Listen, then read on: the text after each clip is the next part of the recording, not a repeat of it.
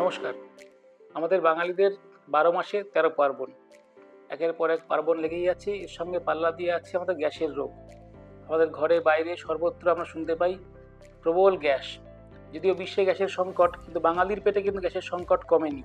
তাই আমরা দেখি যে অমিপ্রাজল, প্যান্টোপ্রাজল, রাবিপ্রাজল জাতীয় ওষুধ আমরা কিনে দোকান থেকে কিনে খাই এবং অন্যদের খেতেও বলি, এটা খেলেই যেন সমস্ত রকমের গ্যাসের ক্ষেত্রে মুক্তি পাওয়া যাবে।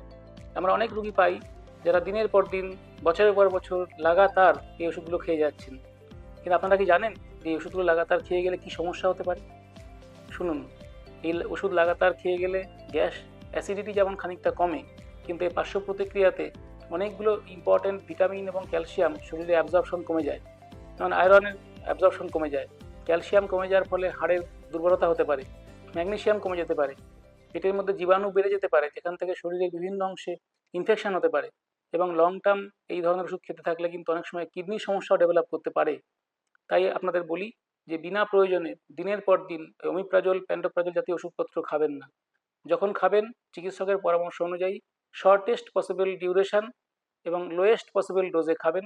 যখন ডাক্তারবাবু বন্ধ করতে বলবেন তখনই ওষুধটি বন্ধ করবেন, এবং যে লাইফস্টাইল মডিফিকেশানগুলো করলে এই গ্যাস অম্বল থেকে রেহাই পাওয়া যায় সেগুলো ফলো করবেন। যেমন ঝাল মশলাদার খাবার কম খাওয়া, নিয়মিত ব্যায়াম করা, ধূমপান কমানো, অ্যালকোহল ছেড়ে দেওয়া। এই ধরনের জিনিসপত্র যদি মেনটেন করেন তাহলে গ্যাস অম্বলের চিন্তাটা অনেকটাই কমবে। সর্বোপরি ব্যায়াম অবশ্যই করতে হবে। বিভিন্ন রকমের শারীরিক এক্সারসাইজ কিন্তু এই ধরনের পেটের সিমটম কমাতে সাহায্য করে।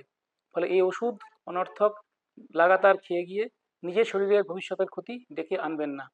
নমস্কার।